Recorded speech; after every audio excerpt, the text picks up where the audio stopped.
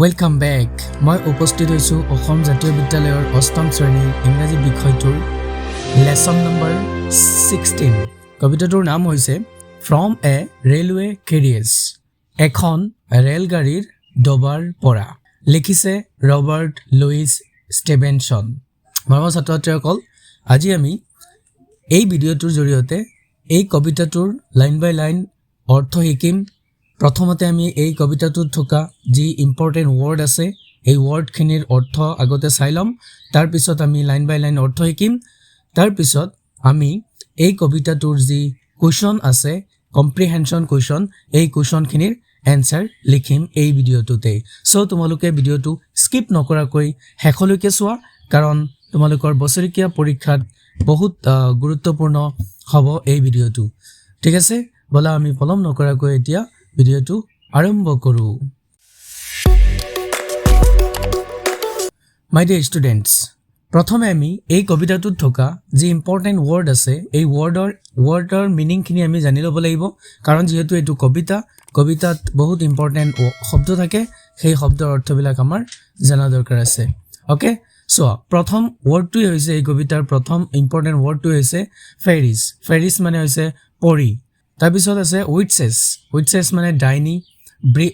Bridges সেতু মানে দলং, হেডজেছ মানে ঝোপঝাৰ মানে গছৰ বাগান, জোপোহা বুলি ক'ব পাৰি, ডিটছেছ পানী ওলাই যোৱা নলা বা নদী, চাৰ্জিং দ্ৰুতগতিত আগবাঢ়ি যোৱা, ট্ৰুপছ সৈনিকৰ দল,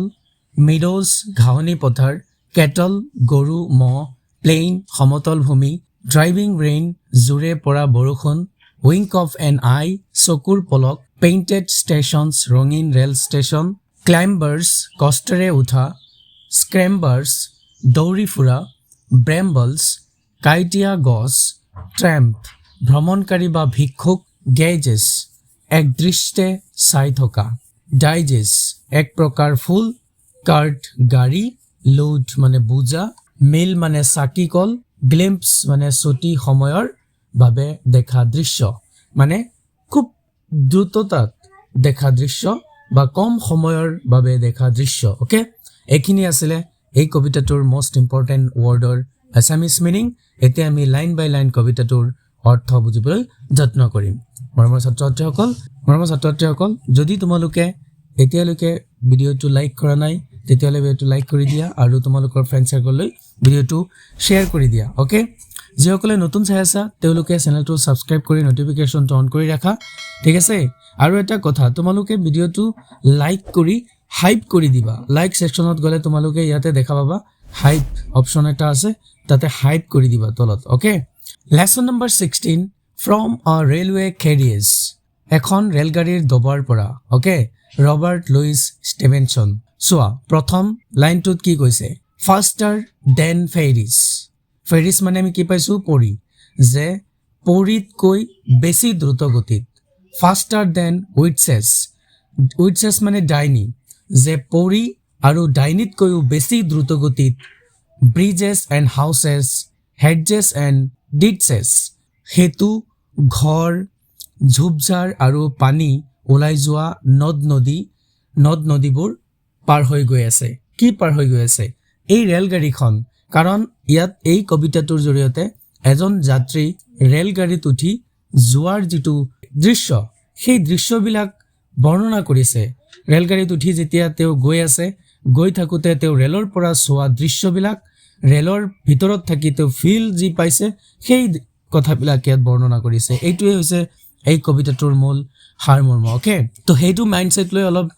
বুজিবলৈ যত্ন কৰিবা, বুজি পাব সহজতে। অ'কে, তাৰপিছত চোৱা কি কৈছে, and charging along like troops in a battle,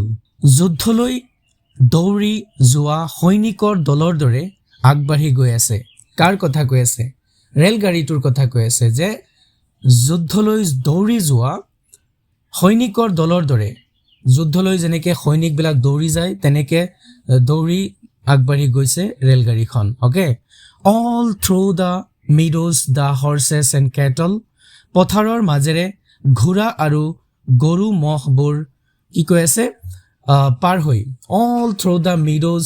the horses and cattle, পথাৰৰ মাজেৰে ৰেলগাড়ী যেতিয়া যায় তেতিয়া যেন লাগে ৰেলগাড়ীৰ ৰাস্তাবিলাক বেছি পথাৰৰ মাজেৰেই থাকে হয় নে নহয় সেইকাৰণে কৈ আছে পথাৰৰ মাজেৰে ঘোঁৰা আৰু গৰু মহবোৰ কি হৈছে all of the sides of the hill and the plain পাহাৰ আৰু সমতল ভূমিৰ সকলো দৃশ্য পাহাৰ আৰু sides hill মানে পাহাৰ আৰু সমতল ভূমিৰ সকলো দৃশ্য all sides মানে সকলো দৃশ্য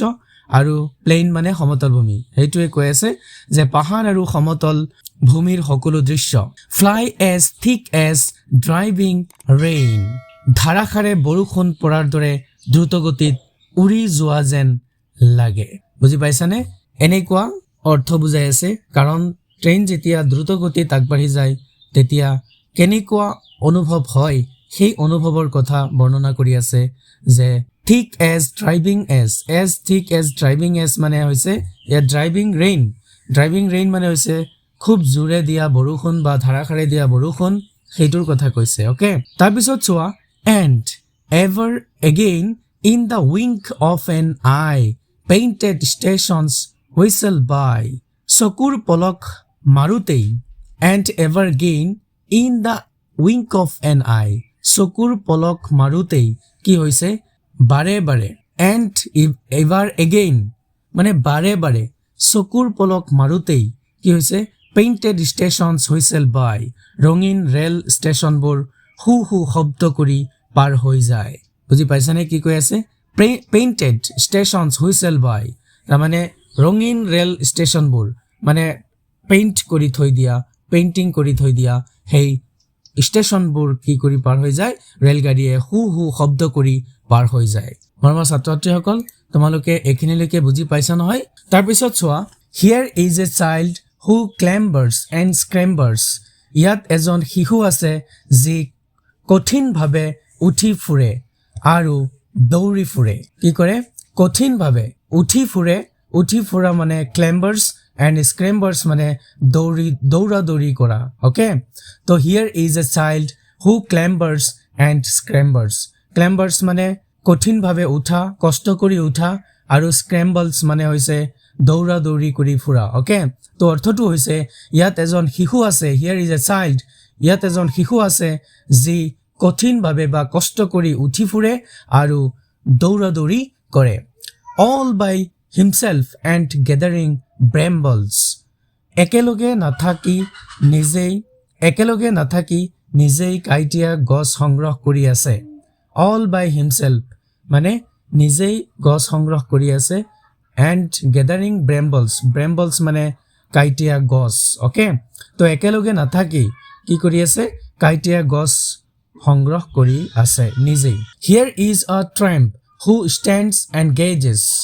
ইয়াত এজন ভিক্ষুক আছে here is a tramp মানে ভিখাৰী who stands যি থিয় হৈ and gazes আৰু চাই থাকে তাৰ মানে যিজনে থিয় হৈছে আৰু চাই আছে তো আমি অৰ্থটো এনেকৈ ক'ব পাৰো যে ইয়াত এজন ভিক্ষুক আছে যি থিয় হৈ থাকে আৰু চাই থাকে and there is the green for stringing the daisies তাত ফুল গাঁঠিবলৈ and there is the green for stringing the daisies তাৰ মানে তাত ফুল গাঁঠিবলৈ ব্যৱহাৰ কৰা সেউজীয়া ঘাঁহ আছে কি আছে যে ফুল গাঁঠিবলৈ মানে stringing কৰিবলৈ ফুল গাঁঠিবলৈ ব্যৱহাৰ কৰা সেউজীয়া কি আছে ঘাঁহ আছে okay here is a cart run away in the road পথত চলি থকা এখন গাড়ী দেখা যায় তাৰ মানে here is a cart ইয়াত এখন গাড়ী আছে run away in the road মানে ৰাস্তাত খুব দ্ৰুততাৰে চলি থকা দেখা যায় বা দৌৰি থকা দেখা যায় lumping along with man and load মানুহ আৰু বুজালৈ ধীৰ গতিত আগবাঢ়ি গৈ আছে মানে সেই গাড়ীখনৰ কথা কৈ আছে কাৰ্টখনৰ কথা কৈ আছে কাৰ্ট মানে গাড়ী okay and here is a mill and there is a river আৰু ইয়াত এটা মিল আছে মানে মিল মানে আমি পাইছো যে and here is a mill and there is a river ইয়াত এটা চাকি কল আছে আৰু এখন নদী আছে আৰু এটা নদী আছে It's a glimpse and gone forever. It's a glimpse and gone forever. It's a glimpse and gone forever. প্ৰতিটো দৃশ্য মাত্ৰ এক চুটি পলকৰ বাবে দেখা যায় আৰু চিৰদিনৰ বাবে হেৰাই যায় তাৰমানে প্ৰত্যেকটো দৃশ্য গ্লিম্পছ মানে দৃশ্য তো প্ৰতিটো দৃশ্য মাত্ৰ এক চকুৰ পলকত বাবে দেখা যায় আৰু কি হয় forever gone forever আৰু চিৰদিনৰ বাবে হেৰাই যায় মৰমৰ ছাত্ৰ-ছাত্ৰীসকল এইখিনি হৈছে এই কবিতাটোৰ লাইন বাই লাইন অৰ্থ ওকে তো তোমালোকে ভালদৰে কবিতাটো বুজি লবা কাৰণ এই কবিতাটো হৈছে লাষ্ট কবিতা লাষ্ট লেসন এই তোমালোকৰ ইংৰাজী বিষয়টোৰ ইয়াৰ পৰা প্ৰশ্ন আহিব এমসিকিউ আহিব যদি তোমালোকৰ এমসিকিউ লাগে এই কবিতাটোৰ পৰা সবেই কমেন্ট কৰি জনাবা ওকে এতিয়া মই এই কবিতাটোত থকা যি কম্প্ৰিহেনশন কোৱেশ্চন আছে এই কোৱেশ্চনখিনি তোমালোকক কৰি দি আছো ওকে সো তো ইয়াত কোৱেশ্চন তিনটা কোৱেশ্চন আছে মেইন তিনটা কোৱেশ্চন আছে 1 2 3 তাৰ ভিতৰত এ বি আছে এ বি সি ডি আছে নেকে আছে সো এই প্ৰশ্নৰ উত্তৰখিনি মই তলৰ পেজটোত লিখিছো ওকে কম্প্ৰিহেনশন বুধ শক্তি এই কবিতাটোৰ পৰা এই কবিতাটো পঢ়ি আমি কি বুজি পাইছো ইয়াৰ ওপৰত ভিত্তি কৰি আমাক কিছুমান প্ৰশ্ন দিছে যি প্ৰশ্নৰ উত্তৰ আমি এতিয়া কৰিবলৈ উলাইছো ওকে প্ৰথমে কোৱেশ্চন নম্বৰ 1 ত দিছে answer the following questions in complete sentences তলত উল্লেখ কৰা প্ৰশ্নবিলাকৰ সম্পূৰ্ণ বাক্যত উত্তৰ দিব দিছে আমাক okay who is the poet of the poem from a railway carriage এই কবিতাটোৰ লেখক গৰাকীৰ নাম কি আমি পাইছো অলৰেডি যে the poet of the poem from a railway carriage is Robert Louis Stevenson okay question number B soa what according to the poet is faster than fairies and witches according to the poet the train is faster than fairies and witches tamane pori aru dainit koi ki besi druto আমাক এই কবিতাটোৰ পৰা উল্লেখ কৰিছে তো আমি already পাইছো যে ট্ৰেইন ৰেলগাড়ী হয় না নহয় যে according to the poet কবিৰ মতে the train ৰেলগাড়ীখন হৈছে কি faster আটাইতকৈ দ্ৰুত than fairies and witches okay এতিয়া সোৱা question number B give brief answers to the following questions তলত উল্লেখ কৰা প্ৰশ্নবিলাকৰ সমূহ উত্তৰ দিয়া ইয়াৰ পৰা যিকোনো এটা প্ৰশ্ন তোমালোকৰ আহিব সো ভালদৰে বুজি লবা এন্ড লিখি লবা okay who is a tramp what is he doing tramp আমি পাইছো tramp মানে হৈছে ভ্ৰমণকাৰী বা ভিখাৰী ওকে তো ইয়াত খুদিছে যে কোন ভিখাৰী হয় ইয়াত what is he doing আৰু তেও কি কৰি আছে okay so a tramp is a person এজন ভিখাৰী হৈছে এজন ব্যক্তি who travels on foot যিজনে খুসকাৰি ভ্ৰমণ কৰে he is standing তেও থিয় হৈ আছে and gazing at the passing train আৰু তেও পাৰ হৈ যোৱা ৰেলগাড়ীখন লাগি চাই আছে ওকে এটো হৈছে answer question number B সোৱা what does the train leave behind while rushing forward মানে ৰেলগাড়ীখনে কি পিছফালে এৰি গৈছে যেতিয়া ৰেলগাড়ীখন খুব দ্ৰুততাৰে আগলৈ আগবাঢ়ি গৈছে মৰমৰ ছাত্ৰছাত্ৰীসকল ইয়াৰ প্ৰশ্ন উত্তৰটো বহুত ইম্পৰ্টেন্ট পৰীক্ষাত এই তিনটা কোৱেশ্চনৰ পৰা যিকোনো এটা আহিবই 100% ভালদৰে মনোযোগ দিবা সো এই প্ৰশ্নটোৰ উত্তৰটো চাই লোৱা while যেতিয়া rushing forward ট্ৰেইনখন যেতিয়া আগফালে খুব দ্ৰুততাৰে আগবাঢ়ি গৈছে the train leaves behind ৰেলগাড়ীখনে পিছফালে এৰি গৈছে bridges হেতুবোৰ houses ঘৰবোৰ hedges গছৰ জোপোহাবোৰ ditches পানী ওলাই যোৱা নল বা নদী নালা নদী stations railway station বিলাক পাৰ হৈ গৈ আছে hills পাহাৰ plains সমতল ভূমি and many other sites আৰু বহুতো দৃশ্য অন্যান্য বহুতো দৃশ্য পাৰ হৈ পিছফালে পেলাই থৈ আগবাঢ়ি গৈছে ট্ৰেইনখন ওকে তাৰপিছত কোৱেশ্চন নম্বৰ C সোৱা বুজি পাইছা লাম্পিং মানে ধীৰ গতিত আগবাঢ়ি যোৱা ধীমা গতিত আগবাঢ়ি যোৱা what is lumping along and why কি লৈ দ্ৰুত গতিত আগবাঢ়ি গৈছে আৰু কিয় গৈছে এনসাৰটো হৈছে সোৱা a cart is lumping along in the road যে এখন গাড়ী এখন বাহন বুজা লৈ মানে গাড়ী ভৰ্তি মাল লৈ ৰাস্তাত আগবাঢ়ি গৈছে because it is moving heavily with a men and load কাৰণ এই গাড়ীখনে খুব